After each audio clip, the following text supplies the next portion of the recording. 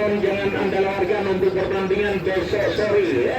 Untuk pertandingan besok sore merupakan hari ketiga partai balapan besar yang akan berlaga adalah tim bertaburan bintang, yaitu yang dimanajeri langsung oleh Wakil Ketua DPR KPD yaitu Bapak Mahasaleh, yaitu kesebelasan Rimong Mu'anil FC dari Arun Rimpang 3 besok sore akan berlaga berhadapan dengan Mandala FC dari Betapang Tangsi.